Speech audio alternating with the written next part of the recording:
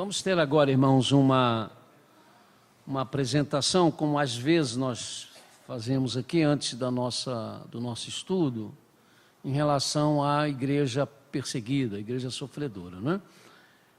Temos dito aí aos irmãos, lembrado que em mais de 60 países do mundo não há a liberdade de culto que nós temos. Hoje eu quero falar um pouquinho sobre o Egito.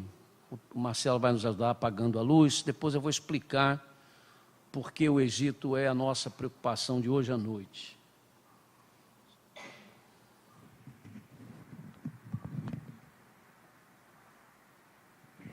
Então nós temos aí as armas nacionais do Egito, temos a bandeira do lado. Pode passar, querido.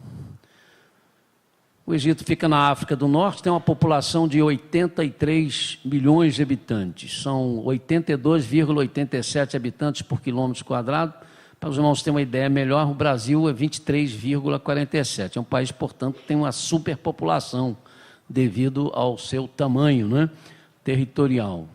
O que a gente sempre pergunta é que aquilo ali são pessoas, né? 82,87, esse 87 é o que de uma pessoa? Vamos passar aí. Mas, vamos ver se esse filmezinho passa. Eu quero que os irmãos tenham uma ideia do povo egípcio, né? Porque a gente fala do Egito, a gente às vezes tem aquela ideia daqueles beduínos andando de camelo, né? Não é bem assim não. Vamos ver se o filme passa. Isso é um metrô. Então observem que são pessoas como a gente, há umas senhoras ali vestidas de burca, né? São muçulmanas, a população é quase toda muçulmana, mas na maioria das vezes as pessoas se trajam de forma normal. Eu acho engraçado que quando o trem vai chegando, eles fazem uma algazarra danada, começam a gritar. Será que o trem chegou muito atrasado?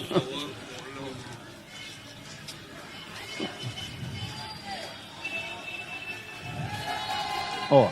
Isso é porque o trem está chegando.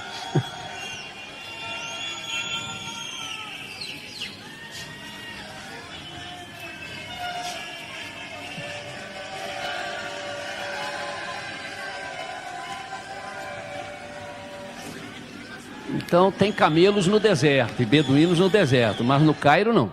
Oi? Sim, sem dúvida, não tem muita diferença não. Agora, qual é o esporte que eles gostam mais? Vamos lá, não precisa nem dizer, né? Direita, subindo, cruzamento para a área, lance de perigo. Gol do Egito na seleção brasileira. Estou dizendo que eles jogam para frente. Zidane, número 9, aos 8 minutos deste primeiro tempo, deixa tudo igual. Jogando de forma ofensiva. Olha o povo como vibra. Direita, igual a gente, né? O egípcio é que marca a presença e faz a festa. O cruzamento veio lá da direita. O Zidane, que não tem só nome parecido com o nome de craque, não. Parece que joga a bola mesmo. Olha como o lateral olhou. O noção de onde cruzou a bola. Mediu o cruzamento. Ok. E de lá botou na cabeça o Abutrica, botou na cabeça do Zidane. Obrigado, irmão. Vamos à outra faixa. Isso aí é um quadro, irmãos, da religião no Egito atualmente. A população é 83 milhões de habitantes, 72 milhões são muçulmanos, 86,7%. Em segundo lugar, vem os ortodoxos coptas, ou cristãos católicos orientais coptas, diferentes do catolicismo romano, né? São católicos, mas são orientais, com 9.700.000 adeptos, 11,6% da população.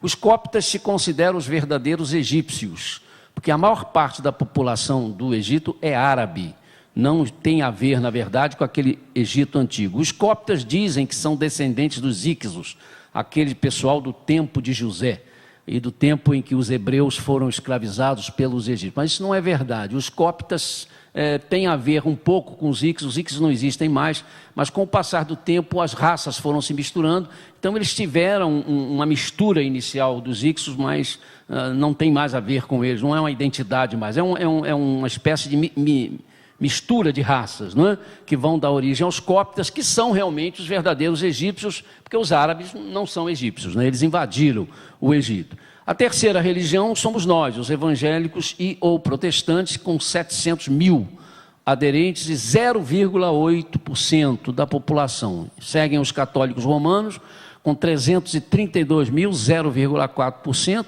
Os agnósticos, que são pessoas que não seguem religião nenhuma, com 0,2%. E outros cristãos, com 25 mil pessoas, 0,030%.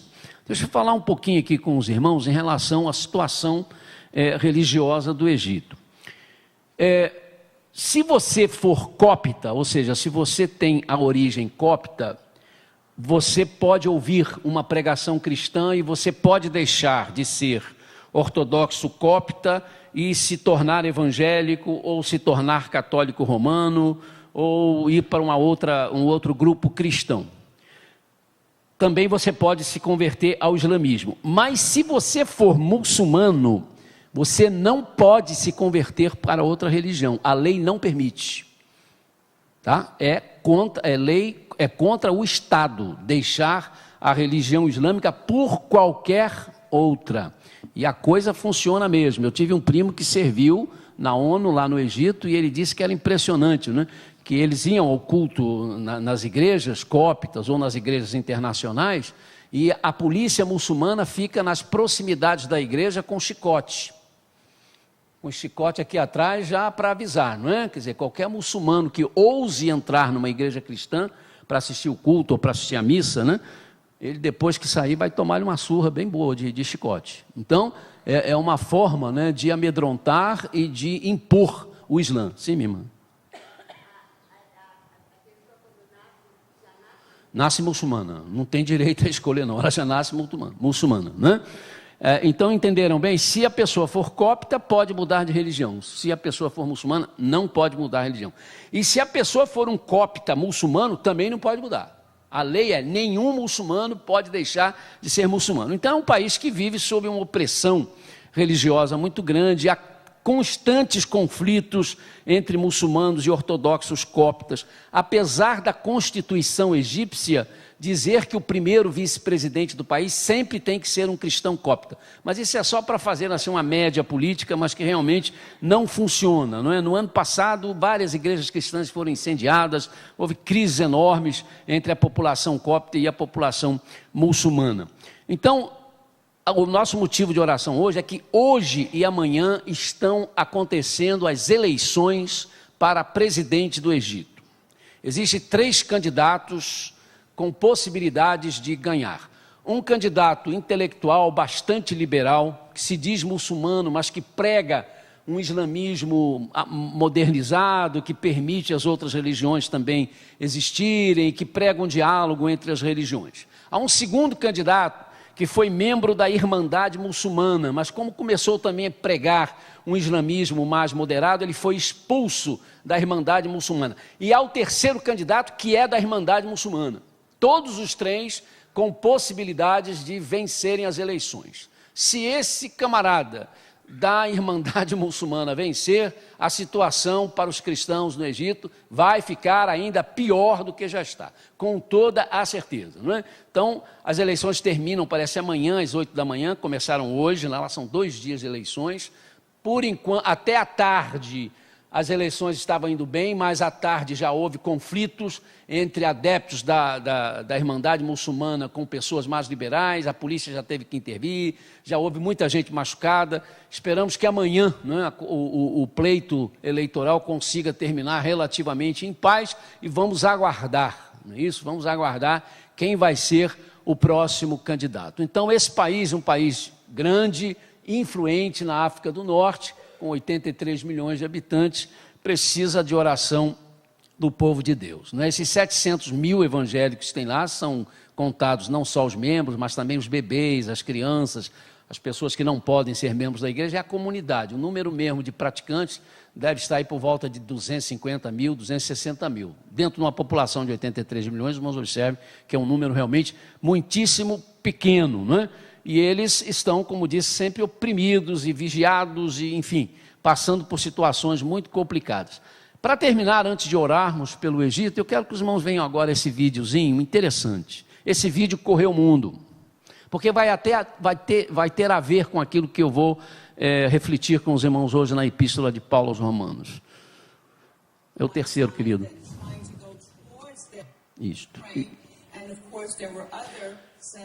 Esse grupo que se levantou agora são muçulmanos que estão fazendo a oração do meio-dia, aquela oração que eles põem o rosto no chão, né? E se levantam. Não estão vendo aquela multidão ali na frente? Aquele grupo, o grupo está se arrumando.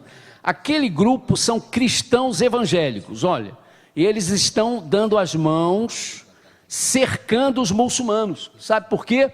Porque havia um outro grupo de muçulmanos querendo bater naqueles que estavam orando, não deixá-los orar. Olha lá, eles começam a se arrumar por ali, e ali os cristãos evangélicos estão fazendo uma corrente para impedir que outros muçulmanos venham e agridam os muçulmanos que estão orando. Alguém poderia dizer, como é que um povo que é maltratado pelos muçulmanos agora se preocupa em protegê-los? Isso só acontece com crente, tá, irmãos? Quando é crente de verdade. Vai haver o conflito. Aí começa o grupo que quer forçar a entrada e eles reagem mesmo. São crentes, mas reagem. Não estão ali só para... Mas veja bem, não estão se protegendo, estão protegendo os próprios muçulmanos, né? Ok. Ah, bom, amado, obrigado. Vamos orar agora, irmãos, vamos pedir a Deus pelos nossos irmãos, pelo país, né, também, porque o povo sofre, né, com esse tipo de governo, num governo onde há liberdade de expressão, a liberdade de religião, o povo consegue viver mais as artes, consegue aproveitar também melhor a vida. Viver nesse tipo, né, de medo em que você tem que se declarar que segue uma religião, às vezes até sem crer nela, é muito complicado. A gente não tem assim muita facilidade de entender isso, porque a gente não enfrenta, né, esse tipo de realidade. Mas há tantos povos hoje passando por isso. Então vamos orar. Eu gostaria de pedir ao pastor Mauro que ele orasse especificamente agora pelos nossos irmãos do Egito e pelo país, por essas eleições, para que tudo possa terminar em paz. E Deus sabe de todas as coisas, né? Para, seja lá quem for eleito, a gente possa ter dias melhores para a igreja no Egito.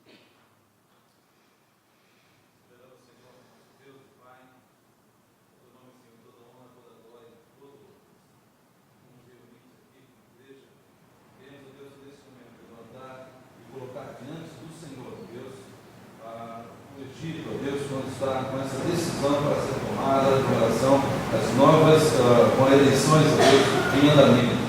Clamamos a Deus pelo nosso povo que aí está, a Deus, pessoas que se converteram, que, ó Deus, declaram Jesus Cristo como Senhor de suas vidas. Eu não tenho liberdade que nós temos aqui, Senhor, de cultuá-lo, de adorar. Mas, ó Pai, estão ali, ó Deus, envolvidos em prol de uma democracia, de uma liberdade de culto, e até se expondo, ó Deus, para estar, ó Deus, protegendo o outro grupo. Que o Senhor, ó Deus, os abençoe e os proteja, Senhor, neste momento. Nós queremos pedir, ó Deus, neste momento, que o Senhor intervenha, ó Deus, neste momento tão delicado, ó Deus, nessa nação. Que, ó Pai querido, ali, ó Deus, possa alguém ministrar de tal forma, administrar aquela nação de tal forma, que, ó Deus, o teu povo ali possa ter liberdade de culto, de expressão, liberdade, ó Deus, para proclamar as tuas palavras. Deus, obrigado porque nós temos aqui no nosso país essa oportunidade de clamar, de louvar, de cultuar. E também os nossos irmãos, a igreja sofredora, tenham, Deus, também essa liberdade, essa possibilidade. Deus proteja e nos guarde. Por essa nossa oração, ao nosso clamor. Em nome de Jesus. Vamos então abrir as nossas Bíblias lá na Epístola do apóstolo São Paulo aos Romanos, no capítulo 12. Vamos ler dos versículos 14 ao 21. Vamos estar terminando, não é assim, o nosso capítulo 12. E assim a gente vai caminhando.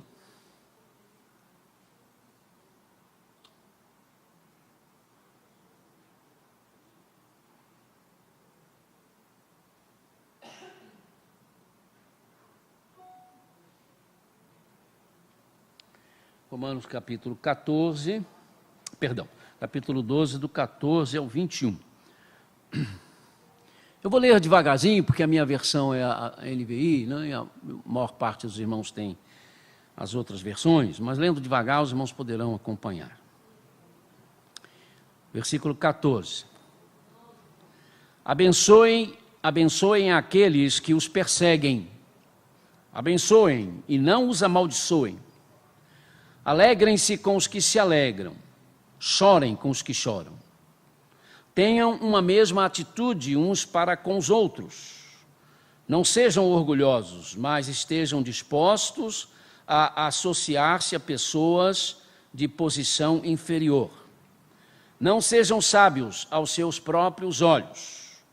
Não retribuam a ninguém mal por mal. Procurem fazer o que é correto aos olhos de todos. Façam todo o possível para viver em paz com todos. Amados, nunca procurem vingar-se, mas deixem com Deus a ira, pois está escrito: minha é a vingança, eu retribuirei, diz o Senhor. Ao contrário, se o seu inimigo tiver fome, dê-lhe de comer. Se tiver sede, dê-lhe de beber. Fazendo isso, você amontoará brasas vivas sobre a cabeça dele. Não se deixem vencer pelo mal, mas vençam o mal com o bem. Até o capítulo 12 da sua carta aos cristãos de Roma, o apóstolo São Paulo trabalhou com assuntos árduos, difíceis, né? Nós tivemos a oportunidade aí de discuti-los com os irmãos. Por exemplo, aquela afirmação dele lá no primeiro capítulo, versículo 28, quando ele diz assim: Deus os entregou a uma disposição mental reprovável para praticarem o que não deviam. Complicado, né? Deus entregou aquelas pessoas para que elas fizessem as coisas ruins, para que elas seguissem a mente delas, né? O texto diz que foi Deus mesmo que fez isso. Ou aquela outra expressão lá de Romanos 11:32, Deus colocou todos sob a desobediência para poder exercer a misericórdia com todos, né? Falando do contexto da desobediência dos judeus, da desobediência dos gentios, os não-judeus, mas para que todos fossem atraídos para a misericórdia do Senhor. Mas a questão é que Paulo diz que foi Deus que colocou as pessoas sob a desobediência. Na época nós explicamos o que queria dizer isso, né? Não foi Deus que fez a pessoa nascer desobediente, mas pegando o fato de que a pessoa, por livre e espontânea vontade, escolhera ser desobediente, Deus então os deixou mesmo, né, sob o domínio da desobediência, mas lhes dá a chance de voltarem e saírem, não é, do domínio da desobediência, que é o domínio do pecado. Mas, sem dúvida, ele tem trabalhado e trabalhou também o texto até esse capítulo 12, com verdades magníficas do tipo daquela que está lá em Romanos 8:1, agora nenhuma condenação há para os que estão em Cristo Jesus, nosso Senhor. Como é bom, né, a gente saber disso. Nós podemos dizer então, meus amados, que Paulo até o capítulo 12, ele falou de doutrina e de teologia. E a gente vai observar, eu disse isso aí para os irmãos, que isso é uma característica de Paulo. Vamos observarem as epístolas de Paulo, normalmente ele segue esse padrão. Primeiro vem doutrina. Depois ele começa a falar de coisas práticas. Sua carta aos Efésios, por exemplo, é doutrina no início, doutrina da eleição ou predestinação, aquela coisa toda. Depois é que ele vai falar sobre família, relacionamento de pai com filho, de esposa com esposo, né? E relacionamento entre os irmãos que são membros da igreja. A mesma coisa ele faz aqui na Epístola aos Romanos. Ela tem 16 capítulos, ele vem trabalhando doutrina, até o capítulo 11. A partir do capítulo 12, ele passa a tratar daquilo que nós podemos chamar de pragmático, de prático. Ele então começa a falar do culto racional, né? Para que a gente entenda que o culto tem que mexer com a emoção, mas não pode ser dominado pela emoção. Tudo na igreja tem que ser feito de modo que a gente saiba o que está fazendo, o que é uma realidade muito difícil hoje, porque cada dia mais crescem esses movimentos nos quais as pessoas cultuam e de repente se perdem, não é? Entram em transe, começam a fazer coisas que estão fora delas, não é? Há poucos dias eu estava observando na internet uma filmagem desse tipo de culto, desses movimentos novos que estão por aí, que lamentavelmente se identificam como evangélicos, mas que não são, né? Onde as pessoas rodopiam, começam a rodopiar, e elas perdem, de repente, o controle, né? Quando o pastor começa a bater palma e todo mundo começa a rodopiar, as pessoas não sabem o que faz, umas começam a rodopiar, pulam em cima da mesa, outros vão para outro lugar, é uma gritaria enorme, e infelizmente eles dizem que isso é Espírito Santo. Isso não é Espírito Santo, porque Paulo disse que o culto tem que ser feito com decência e ordem. Aí não está havendo ordem, a coisa está fora de ordem, né? O culto pode ser alegre, o culto pode ter expressões, né? Alguns dão glória, tudo bem, levanta a mão, mas até isso tem que ser colocado sob a ordem. Pode ser de qualquer maneira, porque senão todo mundo começa a gritar. Eu fico assim muito preocupado com esses irmãos que ficam assim bem intencionados. Tudo é assim, amém, irmãos? Amém? Amém? Aí aquilo vira um vício e você começa a prestar atenção que tem hora que se fala um amém que não tem nada a ver. Porque amém quer dizer que seja assim, que assim aconteça. Mas o que ele falou não é para acontecer. É uma coisa ruim, não é uma coisa boa. Mas a coisa virou um vício tão grande que as pessoas vão falando sem saber por que estão falando. É isso que Paulo fala no início do capítulo 12, quando disse, olha, o culto racional, vocês têm que ter cuidado com o culto racional. Apresentem-se como fossem sacrifício. Vocês são agora um sacrifício, para que Deus possa aceitar o culto de vocês, que é feito com a alma e que é feito com o corpo. Mas tem de ser um culto racional. Depois Paulo entra na questão dos dons espirituais, os dons que eram concedidos pelo Espírito Santo à igreja para a edificação da igreja. E aí ele entra depois na maneira de ser do cristão. Como é que o cristão tem de viver? Como é que a cristã tem de viver, não é? E aí, como eu disse na reflexão passada, neste capítulo 12 da Epístola de Paulo aos cristãos de Roma, nós temos tudo o que nós precisamos saber para viver como cristão. Quais devem ser as minhas atitudes como cristãos? Se eu quero realmente dizer ao mundo que eu sou um cristão de verdade, não de conversa fiada, não da boca para fora, né? Como é que eu devo fazer, o que eu devo fazer? Meus amados, aqui nesse capítulo 12 tem tudo o que eu e você temos de fazer, como cristãos, se realmente o somos, não é? E o assunto vai continuar, nós falamos então, na vez passada, sobre algumas determinações que Paulo faz, cremos que ele escreveu inspirado pelo Espírito Santo de Deus, e agora ele continua a dizer, como cristãos, o que é que nós temos de fazer, como é que nós temos de viver. E não há dúvida, irmãos, que as coisas que são colocadas aqui são extremamente difíceis, e eu diria que, humanamente falando, impossíveis de serem praticadas inteiramente. Só se tornam possíveis porque nós, se verdadeiramente somos cristãos, nos tornamos em morada do Espírito Santo de Deus, e esse Espírito Santo de Deus em nós nos dá condições, nos dá forças e sabedoria para cumprirmos isso aí, se quisermos, porque a nossa vontade continua sendo respeitada por Deus. Daí o texto bíblico do próprio Paulo dizer que nós podemos ser vazios ou podemos ser cheios, né, do Espírito Santo. E isso é uma coisa muito importante, lembrando aquela experiência que eu tive em Guarapari, quando eu fui lá pregar, no domingo à noite, vi a igreja muitíssimo triste, né? Porque havia acontecido algo assim muito, muito pesado para a igreja teve de excluir o regente do coro, porque o regente chegou bêbado para dirigir o coro. A igreja até deixou ele reger o coro, né? Regeu lá meio balangando e tal, mas regeu direitinho. Mas quando terminou o culto, a igreja se reuniu em assembleia extraordinária e excluiu o irmão, né? Lamentável.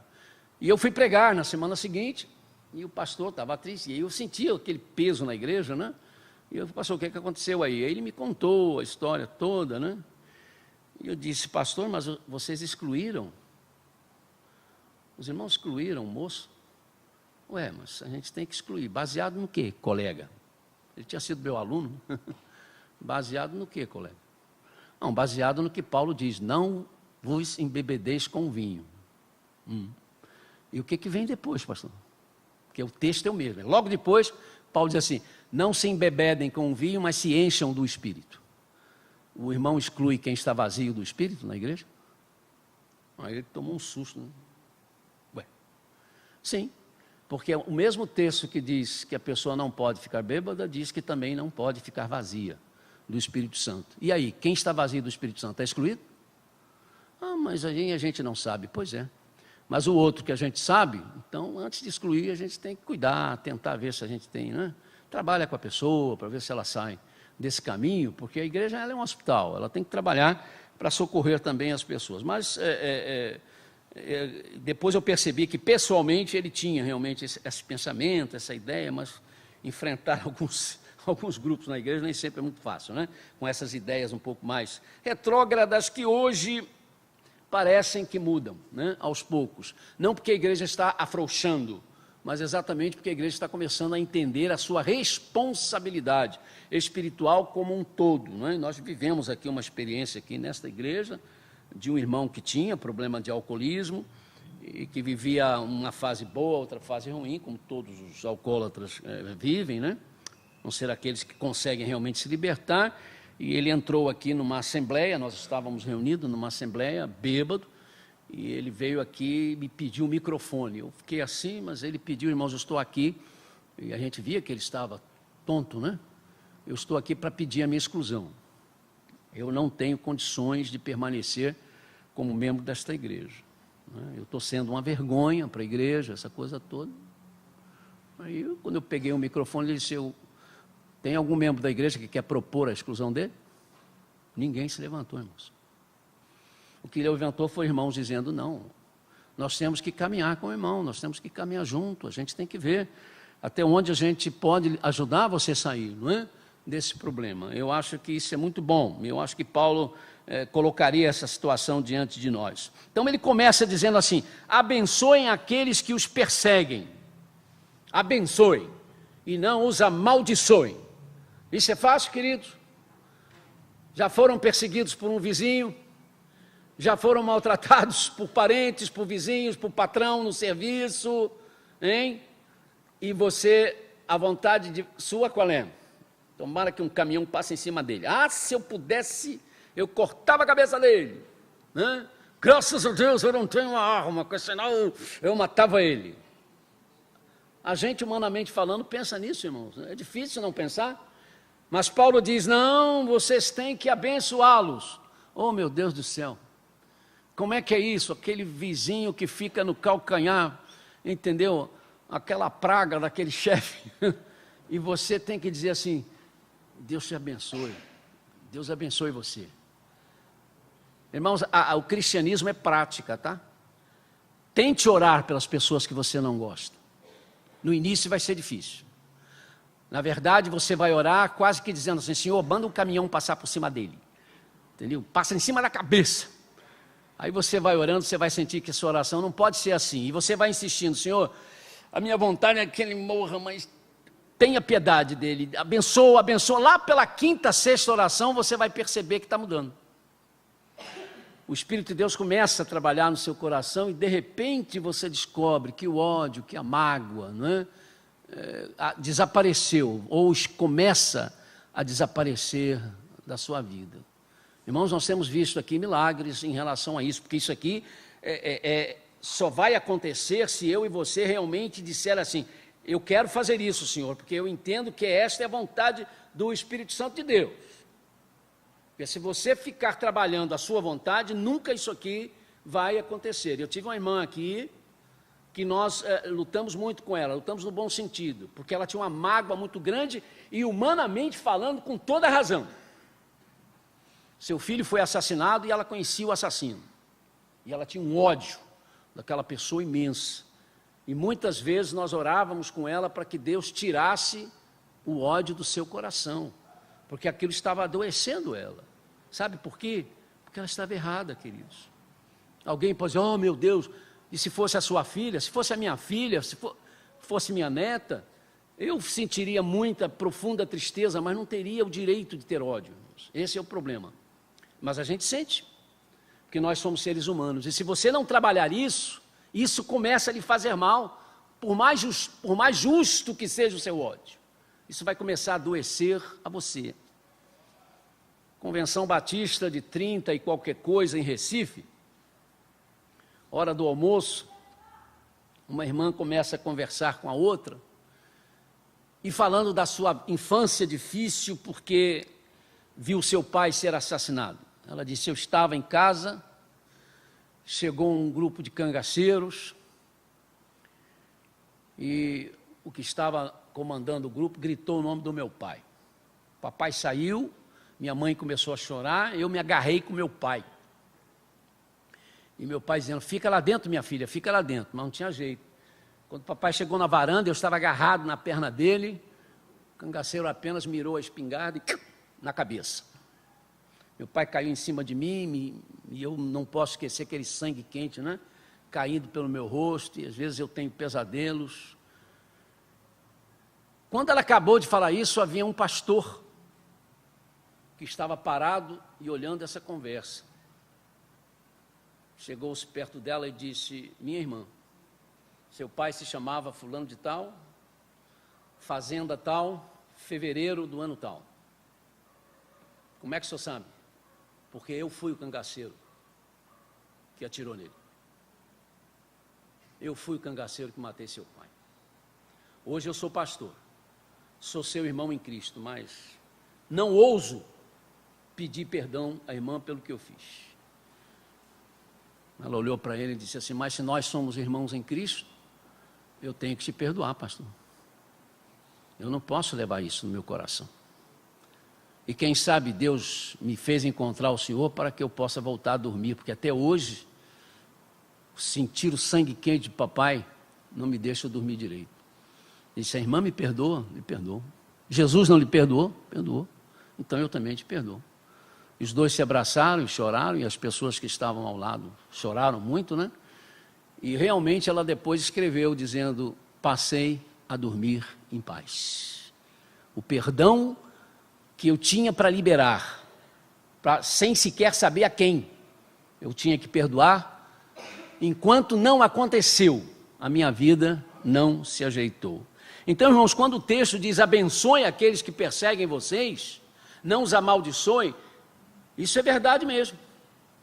É um desafio tremendo, mas se for praticado, vai produzir resultados inimagináveis. Os cristãos são desafiados a suportar a perseguição, orando por aqueles que os perseguem. Como eu disse, embora existam aqueles que acham que isso é um absurdo, isso nem é um pensamento original do cristianismo. Platão, o filósofo grego que viveu entre 427 e 347 antes de Cristo, mesmo não possuindo a tradição judaica, mesmo sendo um pagão, ele dizia assim: o homem bondoso há sempre de preferir suportar a maldade do que praticá-la, e nisso ele encontrará a felicidade. Não era à toa que Justino, o mártir, um dos chamados doutores da igreja, dizia que Platão era cristão antes de Cristo. Odiar pessoas é sempre algo muito ruim. Veja bem, nós temos de odiar o que é injusto, nós temos que odiar o que oprime, nós temos que odiar o que corrompe, nós temos que odiar o que escraviza, mas nunca odiar o injusto, o opressor, o perverso. A gente acaba começando fazendo isso, mas não pode manter isso, né? Está aí chocando a sociedade brasileira as declarações da Xuxa aí, nessa última entrevista, né? E falando de algo que tem acontecido tanto em tantos lares, inclusive nossos, da igreja e de outras igrejas, de abusos sexuais. A gente pode pensar nela com todo o direito de odiar aquela pessoa que fez aquilo, depois o outro que fez, mas se ela mantém no seu coração esse ódio, ainda vai destruí-la. Isso vai destruí-la. Não tem jeito. Por mais razões que ela tenha, humanamente falando, de nutrir esse ódio. Né? Por mais razões. Odiar pessoas é sempre muito ruim. E o grande exemplo, irmãos, que nós temos de que isso realmente tem que ser feito de forma diferente, está na pessoa de Jesus Cristo. O que é que ele faz na cruz do Calvário? Diante dos seus algozes: Pai, perdoa-lhes, eles não sabem o que estão fazendo. E você pode dizer, mas ele era Deus. Olha aqui, ele era Deus, mas também era homem. É como diz o credo antigo, completamente Deus, completamente homem. Deus feito um filho. E como um filho, tendo fome, tendo sede, precisando dormir, tendo necessidades físicas, como qualquer ser humano tem, podendo cair no pecado, mas resistindo ao pecado por causa da sua comunhão com o Pai, e vai à cruz, querido, ele vai à cruz como homem, ele não vai à cruz como Deus. Porque sobre ele estava sendo jogado o pecado do mundo, e Deus não pode ter contato com o pecado. Deus, como Pai, não pode ter contato com o pecado. Então, no Filho, os pecados foram jogados. Pecados para ele pagar pelos pecados que ele não fez. Então, ele tinha toda a razão, naquele momento, e todo o direito de dizer, enquanto estava na cruz, que todos vão para o inferno. Eu condeno vocês todos à perdição, pelos que vocês estão me fazendo. Mas não é isso que ele faz. Ele diz, Pai, perdoa-lhes, eles não sabem o que estão fazendo. E se os irmãos querem ter uma prova do quanto a cruz foi difícil para Jesus, que a gente tem que tirar isso da cabeça, achar que Jesus resistiu à cruz porque ele era Deus. Não, ele estava ali como homem, tanto que morreu. Deus não morre. Então a parte humana de Jesus, homem perfeito, morre. Antes de subir à cruz, ele tem o drama do Getsemane. E quando ele percebe o quanto a cruz ia ser difícil, qual é a oração dele? Pai, se for possível, passa de mim esse cálice. Porque ele percebe que a coisa ia ser difícil demais. Mas, contanto seja feita, não é a tua vontade, eu vim aqui para fazer a tua vontade. Então, meus amados, Jesus nos dá esse exemplo. E Estevão, o primeiro mártir do cristianismo, diácono, não é? Da igreja de Jerusalém, é morto a pedradas. E o que ele diz? Quando as pedras estão o derrubando, Pai, perdoa-lhes, eles não sabem o que fazem. Michael Sattler, pregador anabatista do século XVI, preso pelas autoridades católicas austríacas, teve a sua língua cortada, ponta da língua cortada, e foi levado a um poste para ser queimado vivo, com a boca empapada de sangue, enquanto o fogo começa a pegar-lhe o corpo, ele grita do meio da fogueira, Pai, perdoa-lhes, eles não sabem o que estão fazendo.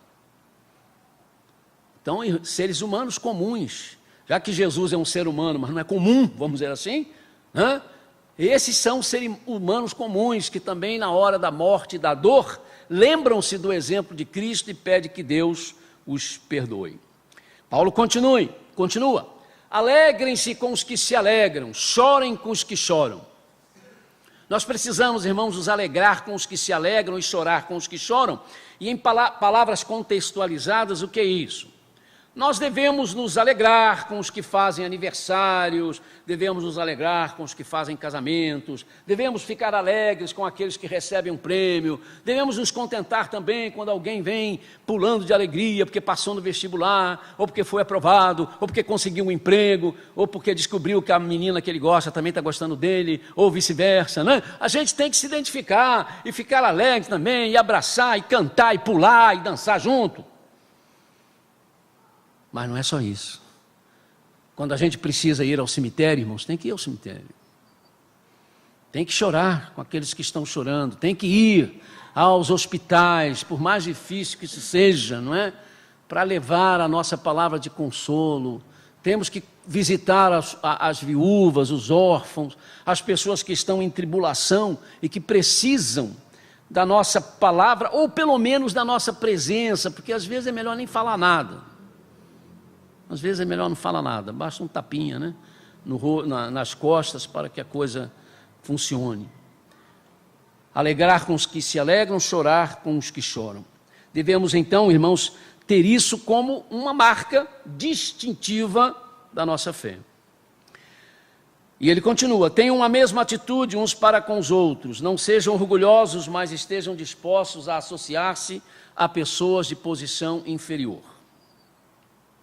Não sejam sábios aos seus próprios olhos, não retribuam a ninguém mal por mal, mas o mal com o bem. é preciso valorizar a vida, irmãos, em harmonia. O almirante Nelson, após uma das suas grandes vitórias em nome da Real Marinha Britânica, ele enviou um comunicado ao governo inglês, pelo qual ele falava da sua vitória. E ele disse, ou ele usou esses termos: vencemos, porque eu tive a felicidade de comandar um exército de irmãos. Ele não chamou para si a vitória. Ele entendia que foi o apego dos soldados, né? A sua liderança, o respeito que tinham voluntariamente por ele, a causa daquela vitória. Eis uma boa definição de igreja, né? Um exército de irmãos. Meus amados, que tragédia quando na igreja entram a rivalidade, quando os irmãos começam a serem rivais por qualquer coisa, as possibilidades de acontecerem coisas boas na igreja vão sendo eliminadas paulatinamente. Se há um lugar que não poderia haver espaço para o esnobismo, para o orgulho, teria de ser no nosso meio.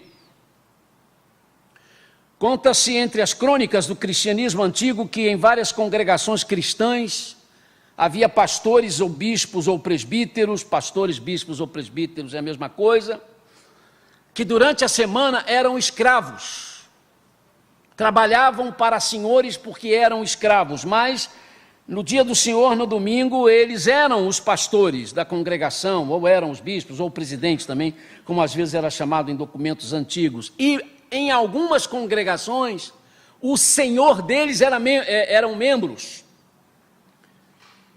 Então, durante a semana, eles eram escravos daquela pessoa, mas no domingo, aquela pessoa era a ovelha deles. E aquele senhor aprendia a respeitar, a seguir as orientações daquela pessoa que durante a semana era sua escrava, mas que na verdade era o seu conselheiro espiritual. O respeitava, atendia às suas orientações e então os tratava, não é? Como irmãos em Cristo. Certa feita, em um culto numa igreja batista da zona rural americana, houve uma surpresa. O presidente Abraham Lincoln estava visitando aquela região e, como ele sempre gostava de fazer, ele entrava em igreja sem avisar, nunca avisava, né? Eu vou assistir o culto aí, pastor, na sua igreja. Não, era sempre de surpresa. E ele, nesse domingo, ele escolheu aquela igreja e entrou. Mas ele era uma figura facilmente conhecida pelo seu tamanho, pelo jeito de ser, né? E quando ele entrou, o pastor ficou pálido, né? Ficou branco. Ai, meu Deus, o presidente dos Estados Unidos, o que é que eu vou fazer? Aonde eu vou sentar esse homem?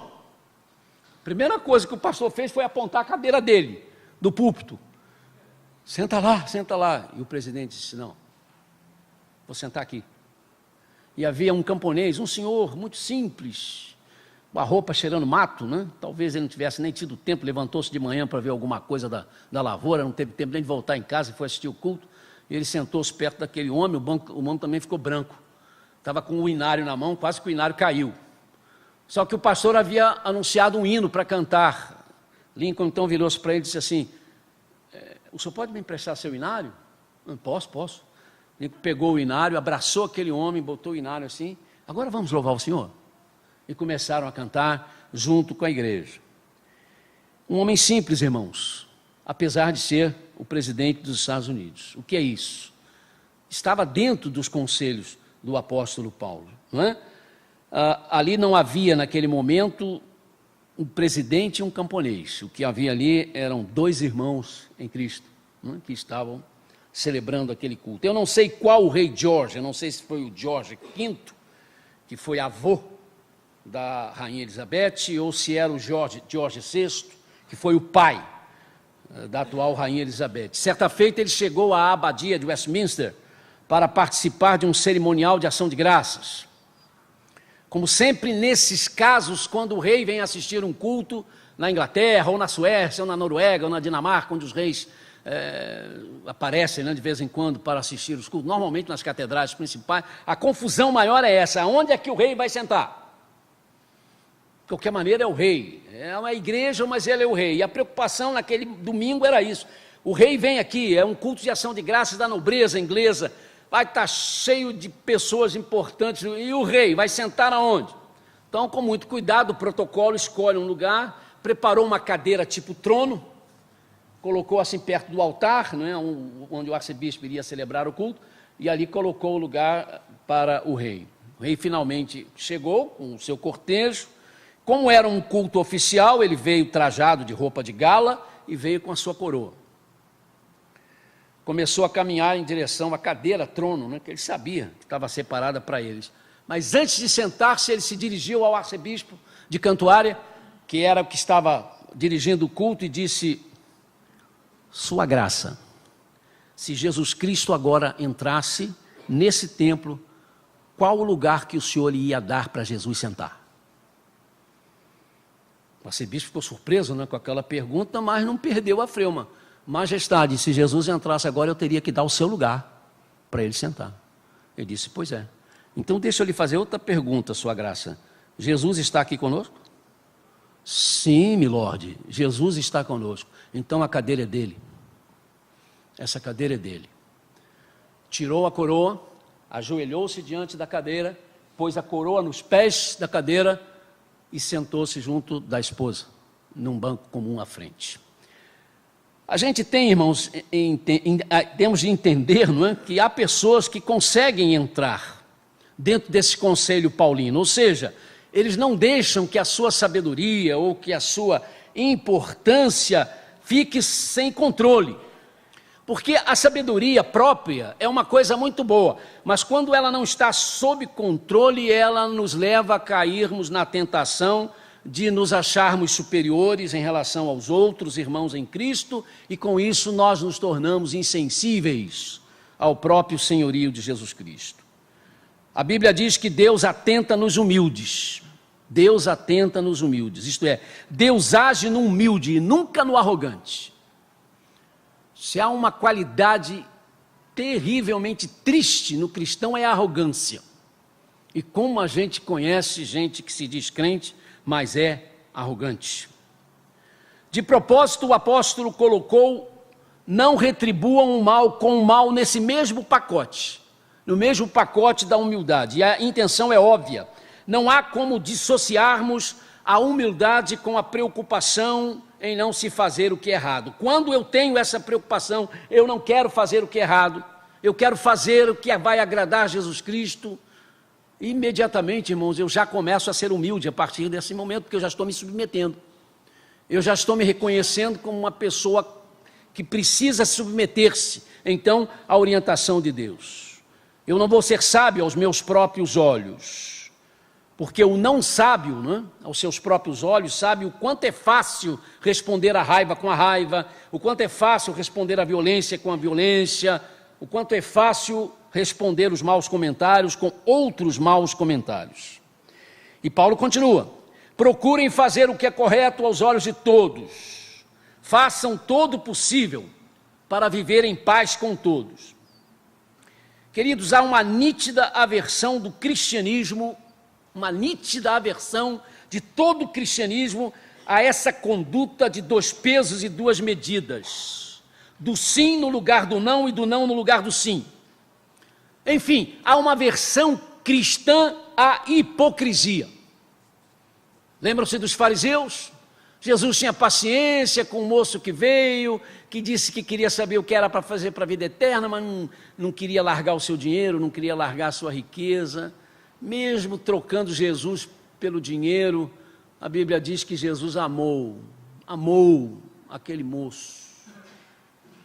Trazem a mulher flagrada em adultério, e ela diz, e ele pergunta: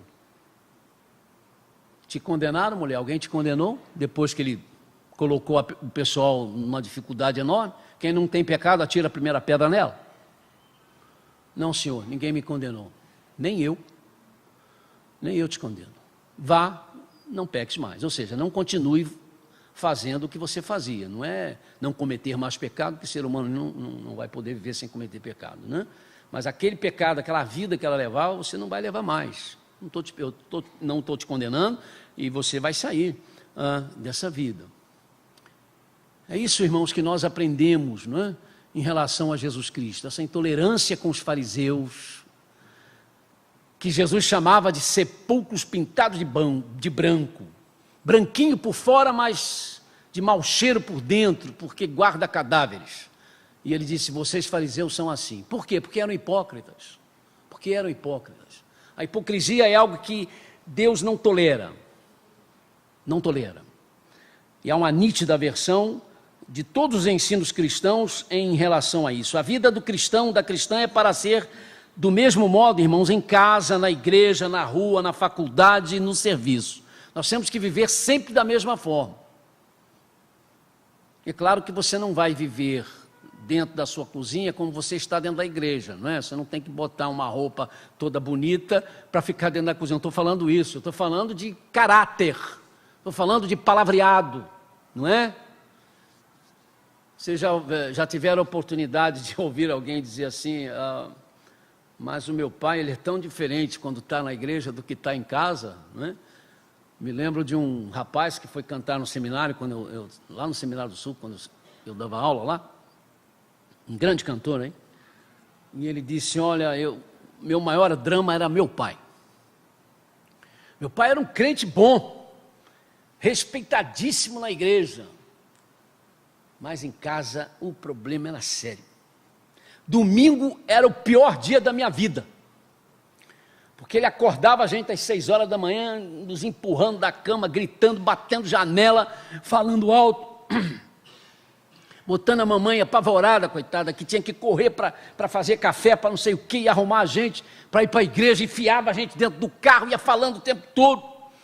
Eu não aguento, só chega atrasado, que não sei o que. Quando o carro fazia a curva, que a gente via a igreja, papai mudava na hora, chum, já começava a falar mansinho.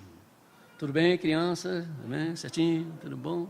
E ele disse, aí eu regalava os olhos. Peraí, o que houve? Aí quando o carro parava, ia para o estacionamento, ele abria, saía com a Bíblia debaixo do braço. Meu amado irmão, bom dia. Como vai, minha irmã? Tudo bem? E ele disse, eu olhando para papai. E eu cutuquei uma vez mamãe, dizendo, mamãe, quem é papai? Esse da igreja ou o que vai para casa depois do culto? E a mãe disse assim, infelizmente, o que vai para casa depois do culto. Esse é o seu pai. Até o dia que eu tive coragem, chamei papai. Era garoto ainda, chamei meu pai, chorando, e falei com ele sobre isso. Ele começou a chorar. E daquele dia, meu pai passou a ser igual em casa, como era na igreja.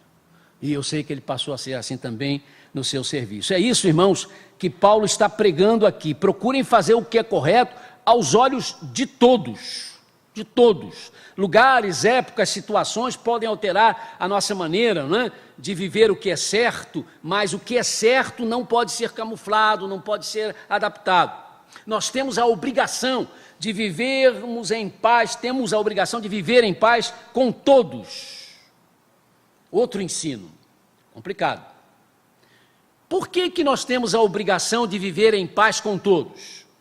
Porque nós somos o povo do príncipe da paz. Se nós somos o povo do príncipe da paz, como é que nós não praticamos a paz? Os irmãos leram aqueles pensamentos que eu coloquei no boletim domingo sobre família. Terminei com o pensamento de Madre Teresa de Calcutá. Maravilhoso. Você se preocupa com a paz do mundo? Você quer que o mundo tenha paz? Então comece na sua casa. Comece a fazer a paz existir dentro da sua casa. Porque realmente, querido, se a sua paz não está em casa, não adianta você sair para passeata, não adianta você levantar cartaz, não adianta fazer nada em prol da paz do mundo, porque você não tem a paz no mundo que se chama a sua casa. Como isso é complicado, porque tanta gente aí que está morrendo até em nome da paz, mas dentro de casa a vida não tem nada a ver com a paz, não é? Agora, só que Paulo diz assim, tenham paz com todos, mas se for possível, se depender de vocês. O que é que Paulo quer dizer isso, irmãos? Que não se pode, no entanto, em nome da paz, abrir mão de princípios. Em nome da paz não temos de também camuflar a verdade. E aí entra aquele pensamento que dizem que era do Che Guevara, mas eu tenho dúvida feridas enormes. Porque Che Guevara foi um assassino impiedoso, matava as pessoas sem... Eu não acredito que ele seja o autor dessa frase. Ele deve ter repetido essa frase de alguém que não tinha nada a ver com o modo dele viver. Há de se ser duro sem perder a ternura. Porque isso é verdade. Há de se ser duro sem perder a ternura. Ou seja, você não tem que ofender, não tem que brigar, não tem que gritar, não tem que bater, mas não tem que abrir mão daquilo que é certo. Então, há momentos, não é, que nós não podemos ter realmente relações de amizade com determinado tipo de pessoas, porque elas estão fazendo coisas erradas e nós não podemos endossar o que elas estão fazendo. Então, por causa de Jesus Cristo, nós somos instados a amar os que aborrecem, mas em Jesus Cristo, por causa de Jesus Cristo, nós também somos instados a não aceitarmos todas as coisas e a não fechar os olhos para que não é certo. Para terminar, Paulo diz: amados, nunca procurem vingar-se, mas deixem com Deus a ira, pois está escrito: minha é a vingança, eu retribuirei, diz o Senhor. Pelo contrário, se o meu inimigo tiver fome, dele de comer, se tiver sede, dele de beber, e fazendo isso você amontoará brasas vivas sobre a cabeça dele. Não se deixem vencer pelo mal, mas vençam o mal com o bem. Com certeza, queridos, não há lugar para a vingança no cristianismo, e Paulo tem 3 razões para que isso aconteça. Razão 1, a vingança não nos pertence, pertence a Deus. Isto é, ninguém tem o direito de dar a palavra final acerca de ninguém. Isso é competência divina. 2, a segunda causa, a segunda razão. Tratar as causas, tratar as questões e as pessoas com misericórdia produz muito mais efeito do que atos de vingança. Normalmente a vingança puxa reações adversas. Quando alguém se vinga de alguém, mereça ou não a vítima da vingança o que lhe está acontecendo, na maior parte dos casos vai se levantar alguém que quer vingar a vítima. E isso não para nunca.